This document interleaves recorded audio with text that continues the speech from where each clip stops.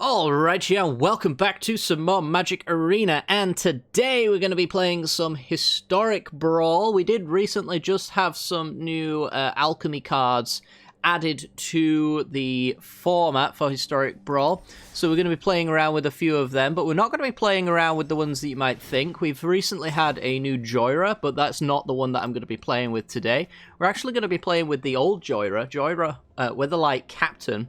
We haven't actually played this on the channel since Historic Brawl was a 60-card format, so that should say how different this deck is from when we originally built it.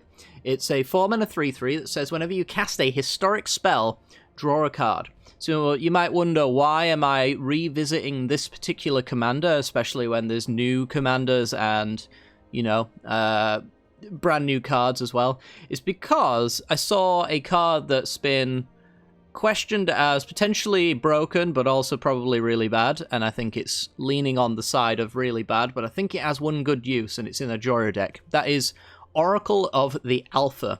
It's a 3-mana 2/3 with flying. Whenever Oracle of the Alpha enters the battlefield, you conjure the power 9 into your library and then shuffle. Whenever Oracle of the Alpha attacks, you scry one. So what is the Alpha, the power 9? Well, it's these 9 cards right here.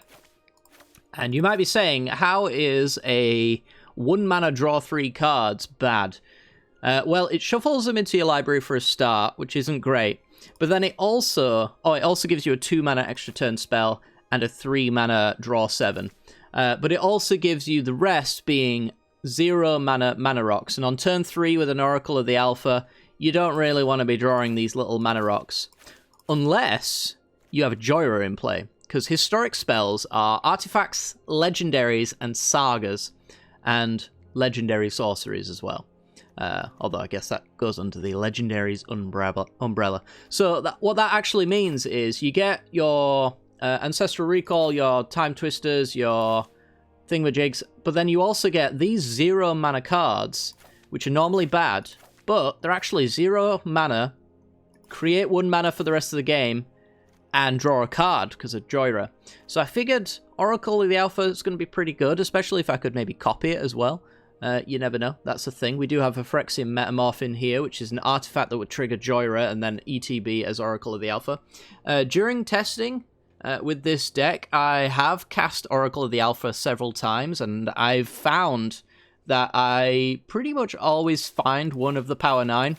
And in the case of finding some of the Power 9, it means I'm redrawing with Jhoira, so it's kind of not diluting the deck in the same way that, you know, in a constructed format, you wouldn't get the value out of these.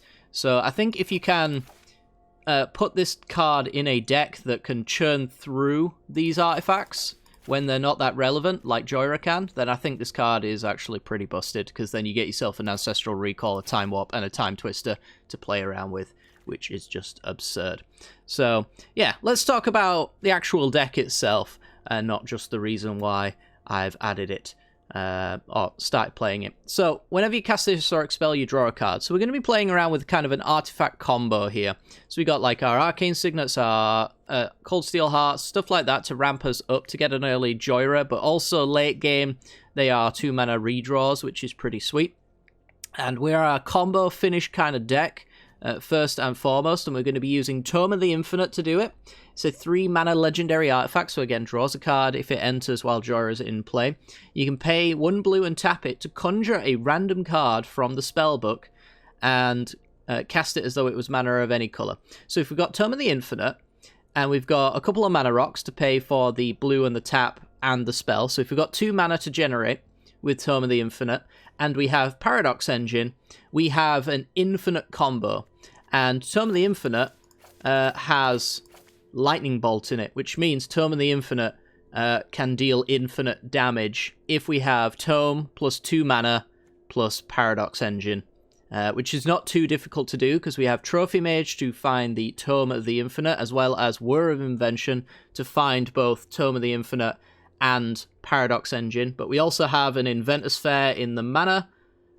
If we have, what is it, 3 or more artifacts, we get to tutor any artifact from our library and put it into our hand, so we can get either Tome or Paradox Engine, which is pretty sweet.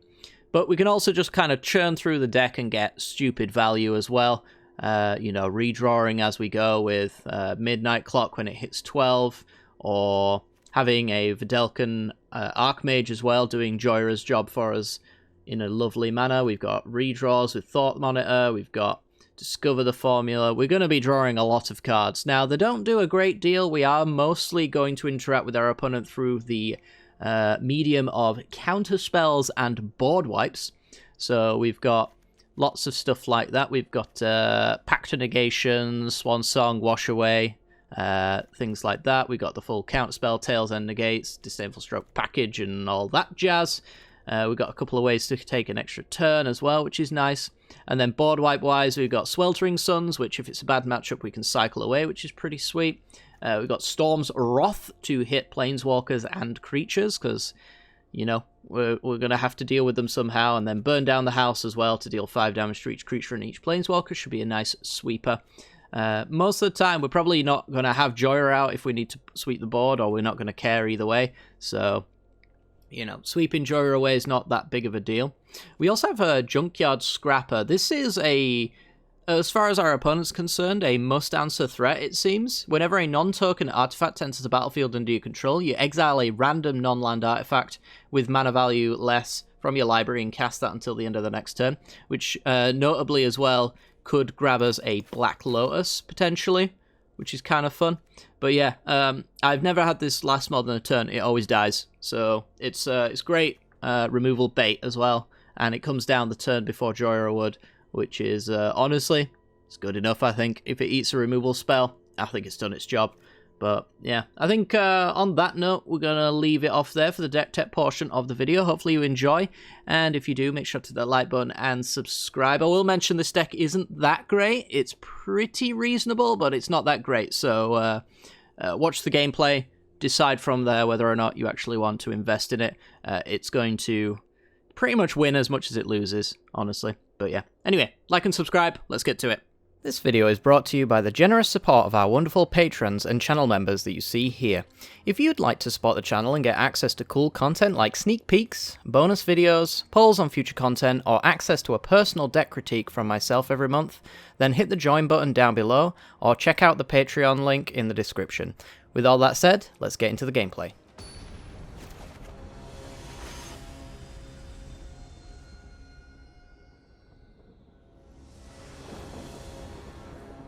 Alrighty then, on the draw. Would love to have been on the play at some point, but, you know, can't be doing that. We're up against Yarok, well-known ETB commander. Gonna go with the theatre first to go grab an island. Double red's all we really need, the rest of the deck's mostly blue. So Yarok says, if a permanent entering the battlefield causes a triggered ability of a permanent you control to trigger, it triggers an additional time. So we're going to play the mountain so that we can hold up a Disdainful Stroke. So if our opponent plays a land here, they're going to be able to play a 4 or 5 drop, depending on the kind of land that they want to go for. So I'm hoping we can get some super value. Looks like that's not going to be the case, though. Which is certainly a shame. What we can do, though, is kill Cobra and Signet with Prismari Command. I think I want to do that before they get to untap. Is that true? They might have a double blue counterspell, but they've got it now anyway. So yeah, I think I want to upkeep it. So if they do have a counterspell, they're at least spending the mana on their own turn. 2 damage, destroy the artifact.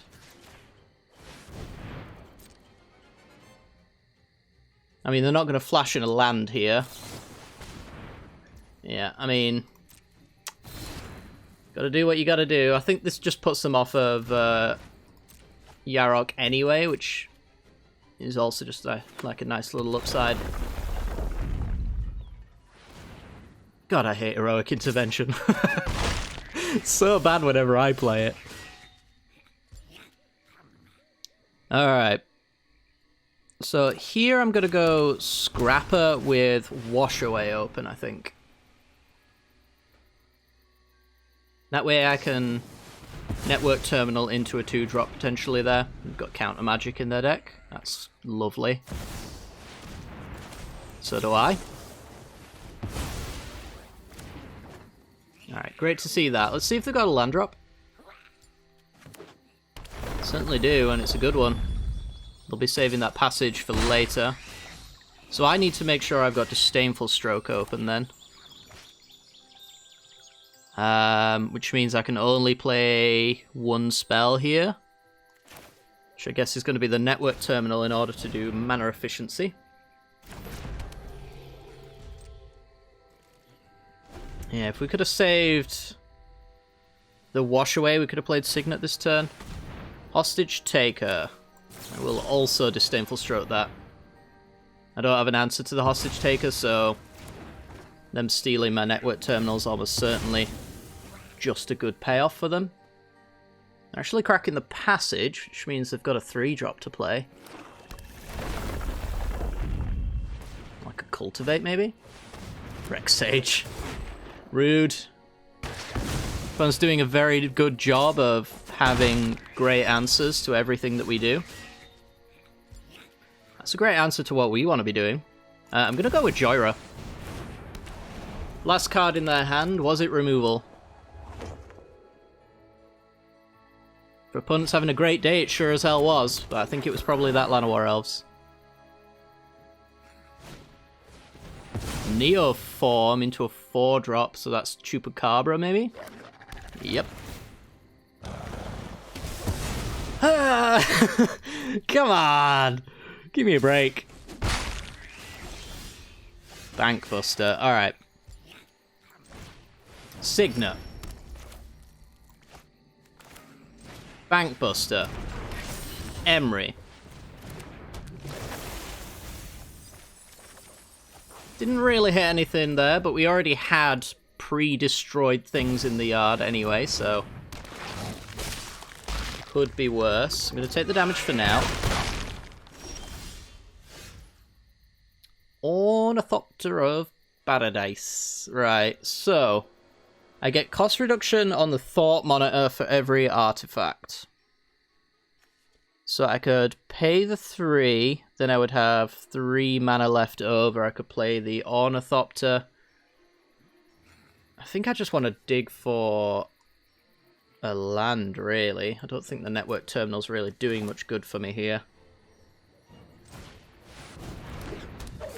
So let's try for a land drop. It'll at least deter our opponent from attacking with too many things here, because we've got the Bank Buster. We can now block Chupacabra. We're already threatening a trade with the Lotus Cobra.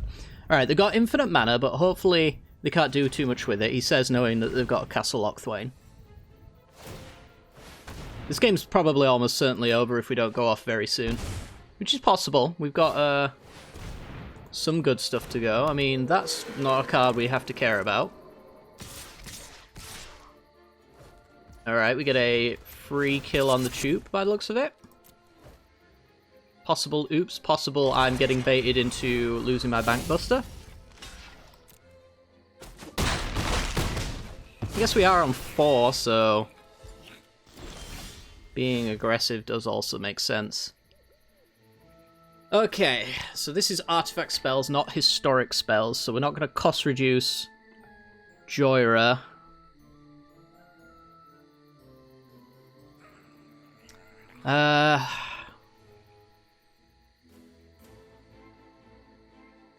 Do I just play Jhoira here? Chump block with Thought Monitor? I think that might be the case. Yeah. I think we just have to hope that Jhoira sticks here and our opponent doesn't do anything too dangerous to us. They're drawing 2 cards a turn, so I don't really have much I can do about it. Like I can't afford to hold up and negate here, so we have a 4/4 that can crew off of Jhoira. Right, Scoot Swarm's very scary, but it's not immediately deadly. There is that. It's really interesting they keep attacking like this. So we're doing this.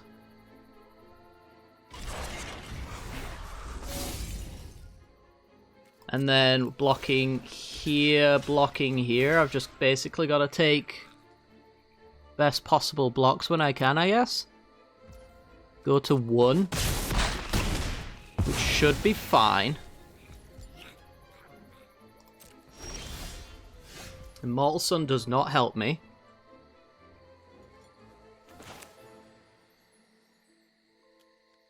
So we're going to go Reservoir, draw a card. I think I want to gain the life here, even though, of course, it doesn't stop us dying to a certain few things. Mechanaut, gain 2, draw a card. Time Warp's great. Yeah, once again, just have to survive the turn, which should be possible, short of our opponent drawing a massive bomb. We just got rid of...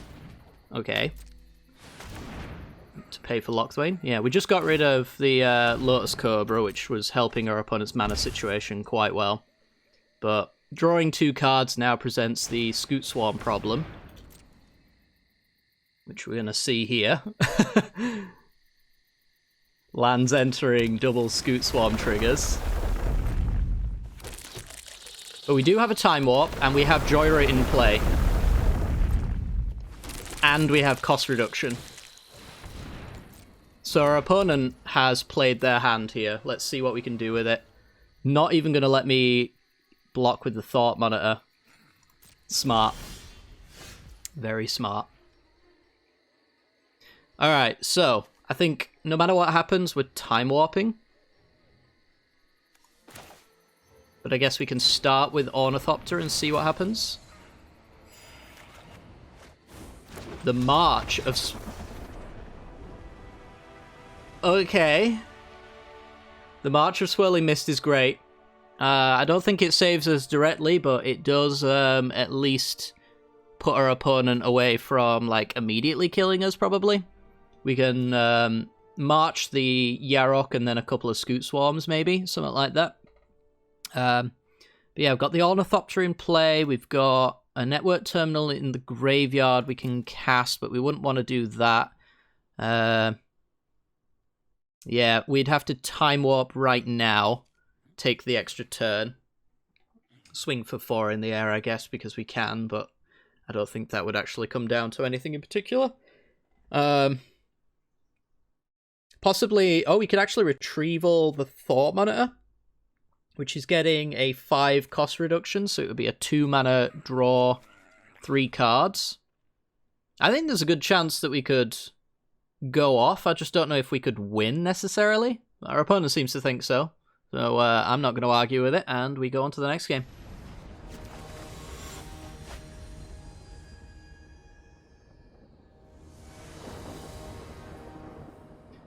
Alrighty then, and matchup-wise, we're off to a very poor start. Well, even if it's ninjas, it's going to be a little bit of a troublesome situation. I think we're going to mull that hand. It just doesn't seem to do enough. We've got Tome of the Infinite, and Trophy Mage would usually be the tutor for that.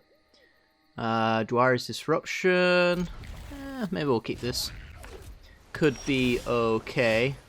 Hey, Oracle of the Alpha. I keep seeing this in nearly every single match I play. But in testing, this card's been pretty dope. So I'm going to play the land.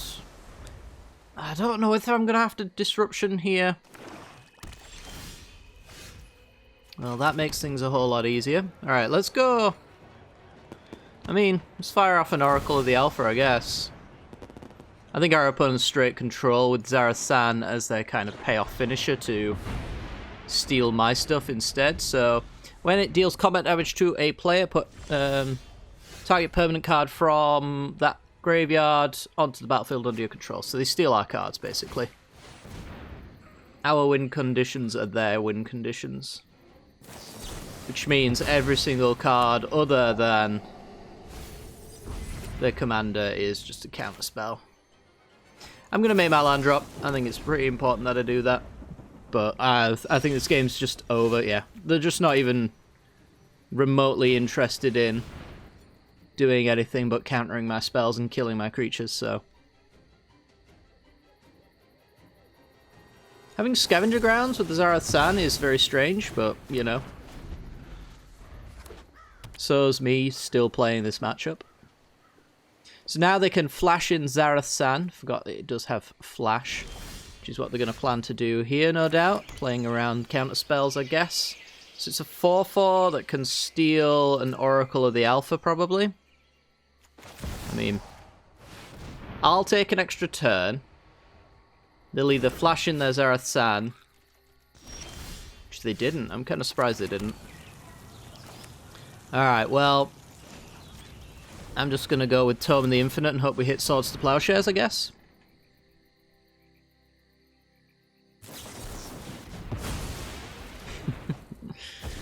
Yeah, it's so fun. What a joyful, interactive environment that we find ourselves in. Alright. Kind of surprised that they didn't just flash in Zarath-san and kill Trophy Mage there, but okay. So they've done, what? 1, 2, 3, 4, 5, 6 counterspells so far. Killing my Inventor's Fair, that's a mile away from actually being useful. Just take more blue.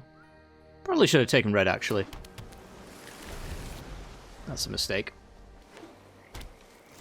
Pass the turn, because they don't do anything else. Let's play Deluge. I'm going to play around conditional counterspells a little bit. You can play around Spell Pierce by doing this. Oh. Bundle of joy. Last card. Not a counterspell. Exact. Alright, now I don't have to worry about Zarath-san.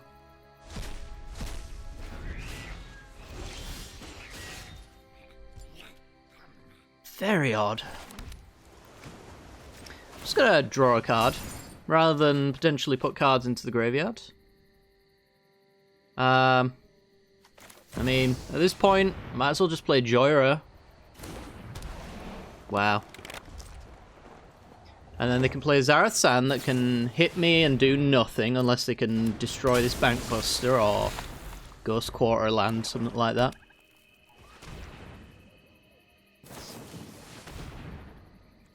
It loses all abilities. Alright, well, now I'll just block to put it back in my command zone.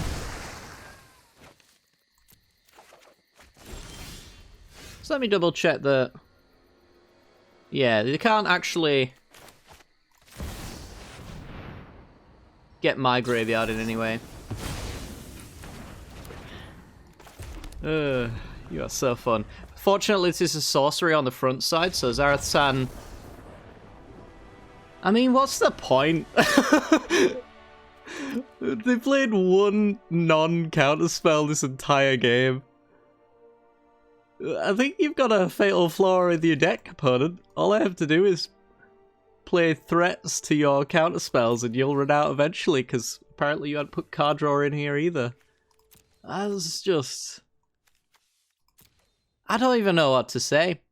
Maybe they were expecting me to actually have permanents in my deck, which, you know, I do, but they exiled them because they are very, very smart. SMRT. Sure. Let's go to the next game, shall we? A great showing for Jhoira. Did you see all the spells were resolved? Wasn't that fun? Let's go.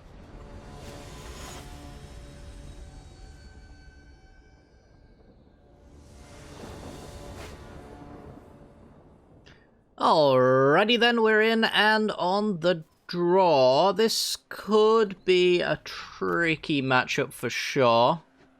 Pact to Negation basically makes this a 6-card hand for a while. But we're going to go for it.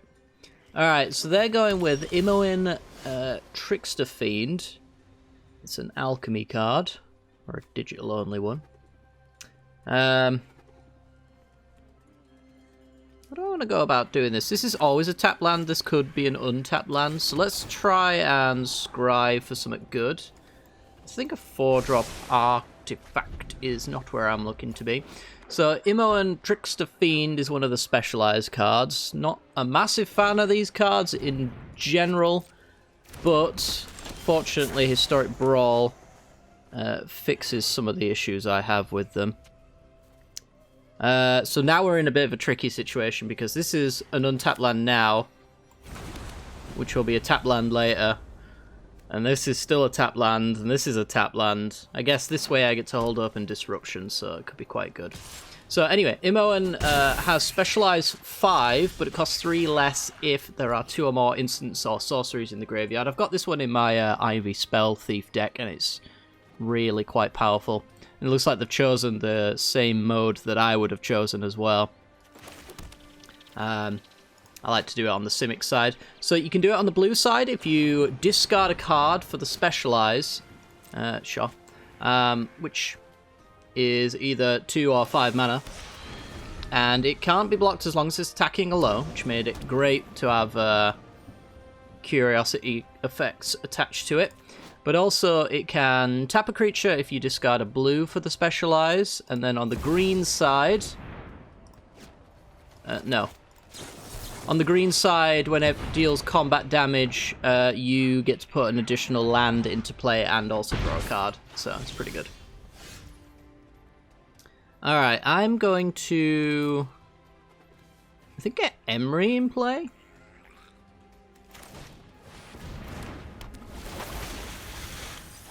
Aetherflux Reservoir hits the bin. Not the kind of artifact you want to see hit the bin, unfortunately, but here we are.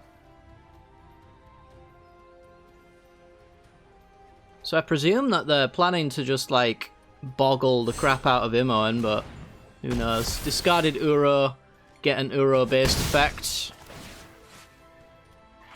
Yeah, I don't see us having a particularly good outcome here. The thing with Uro being discarded is Imoen forces you to exile an instant or sorcery in order to do that effect, so... yeah, this is annoying.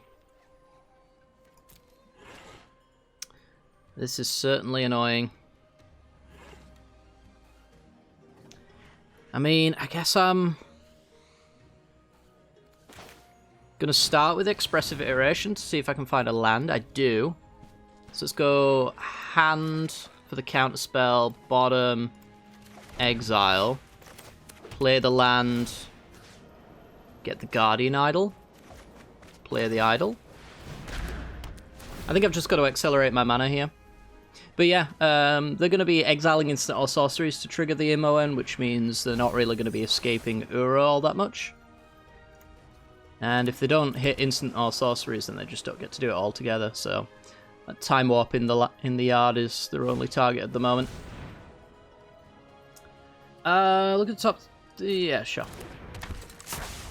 Not ideal, but is what it is, right?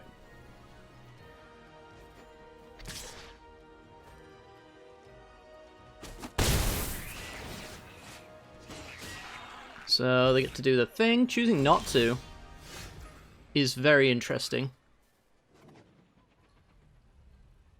They didn't want to exile the Time Warp. I guess because they're working towards Search for Counter and Uro, right? Definitely makes sense. I'm just thinking about how we do Jhoira here. Because I really do want an instant payoff with the Moonsnare prototype, but I think we do have to just cast the prototype here. And probably get the...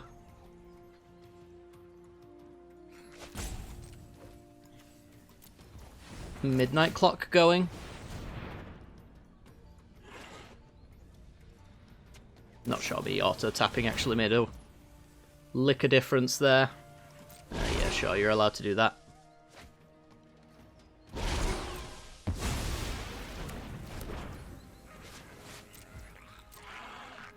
Alright, let's save the Pact of Negation for something truly back-breaking, because it's going to break our back paying for it, so... better just save it for when we're about to lose, or maybe just to force the Jhoira down as well, could be an option. Gonna have to win pretty soon as well, or fire off the Wrath.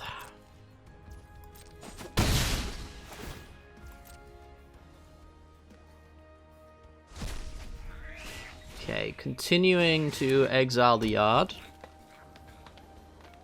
I mean, Search for Escanto doesn't have to flip necessarily. Yeah, you're not allowed that. That's definitely not allowed. I will fight over that. If they fight over it, then I don't have to pay the 5, so that's pretty good as well. That would get the Time Warp that they're refusing to exile. So I might as well tap Emery. Might as well tap the Guardian Idol. And got a tap land. Great.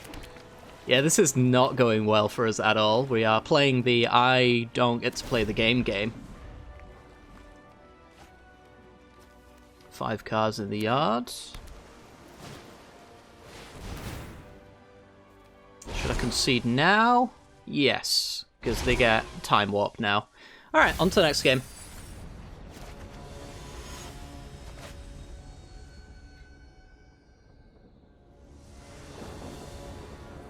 Ooh, we're in and on the draw, and we're up against a new commander from the Alchemy set. One that I'm kind of interested in seeing do its thing. I don't think it's going to get to do its thing, because we have a Witness Protection here and a Tail's End, but, you know, it is what it is. Let's talk about it, shall we? Rezug the Bone Cobbler. So 2 mana, 1/3, target creature in your graveyard perpetually becomes an artifact, and then you may cast the card this turn. I will discard a treasure map, I suppose. You will play the card. I will say it's a 1/1 with no abilities, of which your deck can do virtually nothing about. And then I'll play a land. Alright, so now they have a legitimate business person. This is probably one of my favourite cards in recent memory, just because it just says legitimate business person on any card. No matter how scary the creature may look, at the end of the day, it's just a guy doing some business. Alright, so could play Emery. It could die, and then Opportunist triggers. We don't like that. I don't like that for me. I think instead could go Seize the Spoils, discarding Ornithopter, or play Midnight Clock. I think Midnight Clock's the correct answer. I want to deny them creatures for as long as possible, so they have to use their own, basically. So it's like they're going for like a low to the ground value deck to make good use of the legitimate business person, because you have to pay for the things that you reanimate with this, which means you don't really want them being big old 7-drops. So it's definitely a reanimator strategy with a unique take for sure.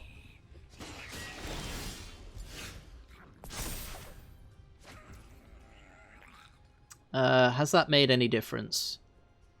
That does not make any difference to me. So I think I'm still going to Seize the Spoils, the Ornithopter. This actually is going to create a treasure and cost reduce the Emery, which, as we have discussed, will open up removal, but I do get Tail's End at the very least, which could be a way to protect or counter the Opportunist trigger if I feel like that is maybe a thing.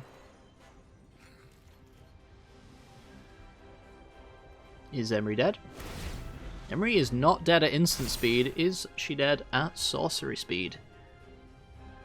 Maybe they got some sack triggers for the Opportunist. Grim Bounty, okay. Put us on a budget. You can have the card draw. I've decided.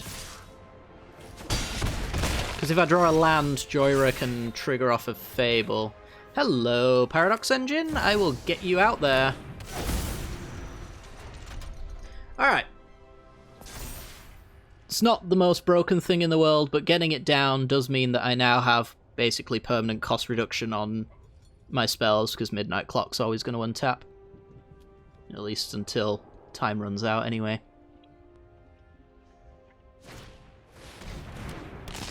Alright. Braids. Very annoying.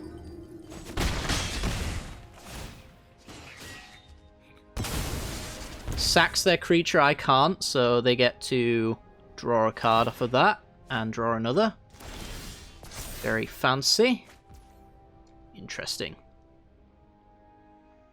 Alright, so I'm going to go Jhoira. I think I want as much value out of this as I possibly can while I still can.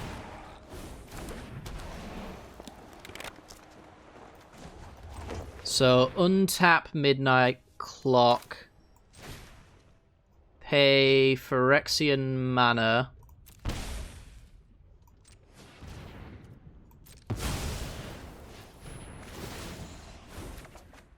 It's a Midnight Clock. Counterspell is a huge pickup there.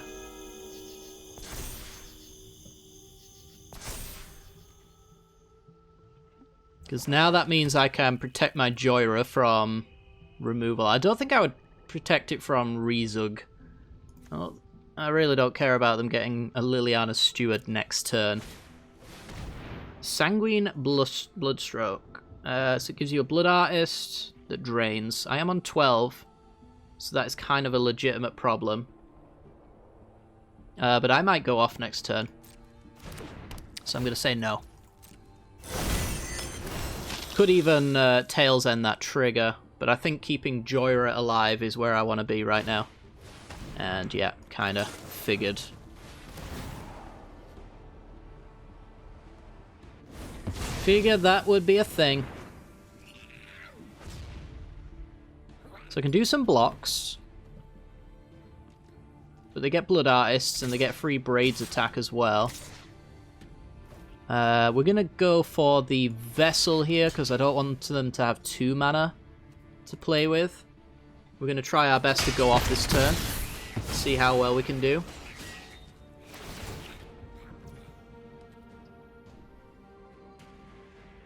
Honestly, I guess I'll counter the Braids trigger.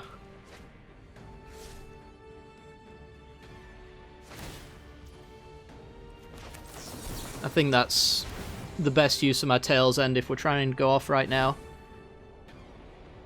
But yeah, I've basically got 2 1-mana spells here. They both kind of draw me cards. Ooh. Alright, well now we're going to start with the Lantern of Revealing. Because now I'm generating 3 mana. A little bit more. Fantastic. Tap for red, doesn't really matter. I'm going to go Firemine's Vessel, draw a card. Now we're popping. How far can we pop, though, before we whiff? We're getting more Mana Rocks. More Mana Rocks is fine. Can't really afford to do Lantern of Revealing just yet, I don't think.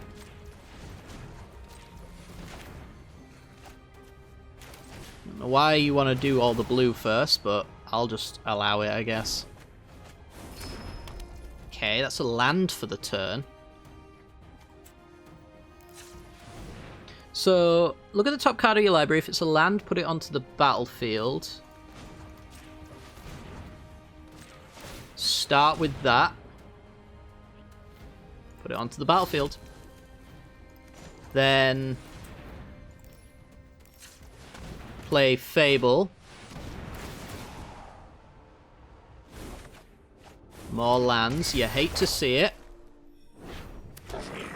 I'll play my Stormcarved Coast, I guess, at this point. Let's look at the top card of our library. If it's a land, put it onto the battlefield. It is. It gets a Scry as well. Thirst. Sure. QQ. Draw to create a treasure. I think we're trying to go off here.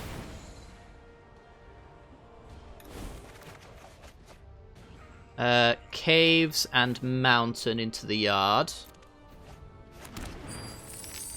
Then we're gonna look at the top card. Use our floating mana. If it's a land, put it into play. It's Reservoir. Do I want to put it on the bottom? No. Okay. So now, Thirst. Could probably take off full control at this point.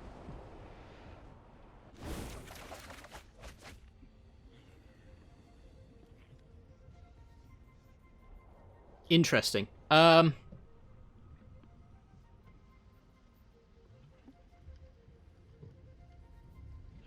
guess I'll put it in the yard. I might be able to get it back. And we can do Time Warp, extra turn. Our opponent might just concede to that because Time Warp's annoying and all. This will give us some extra triggers on Midnight Clock, which could give me the potential to get a brand new 7-card hand. Yeah. I get a loot with Fable as well. So I think the game is over. We've got 2, 3, 4, 5, 6, 7, 8. So I can get this up to 9, 10. It would go up to 11. And then I pay 3, including the mana it generates. Did I count that right? I might not have. 3, 4, 5, 6, 7, 8, 9. Actually, I can get 7 cards out right now. And then have a new 7-card hand with Jhoira open. Our opponent can do nothing. This doesn't give our opponent 7 cards, so that's pretty good. So we have a brand new 7-card hand, extra turn with full mana open, and a loot on our main phase. This game is completely over. Even without our combo, which we just like discarded into the graveyard, we still obviously win the game. So what we're basically going to do, because this shuffles them all back in, so the Reservoir's back in our library, the Time Warp's back in our library. All of these artifacts that redraw and are basically free because of the amount of permanents we got in play, all redraw. So yeah, we're just going to cycle through our deck until the game is over, which is just lovely. Oh, finally managed to actually combo off with the deck. We've done some mini combos today, but we actually haven't done any real comboing. So yeah, it's nice to actually finish with one. Yeah, this deck's fun. Your opponents are going to concede before you do the fun part quite a fair bit, so fair warning on that one. But yeah, I mean, I think it's pretty good. It needs some tweaking, though. I think it needs to be a little bit more interactive than it is. It does have interaction in terms of board wipes and counter spells and a few bounce spells, but I think the density might need to be upped a little bit.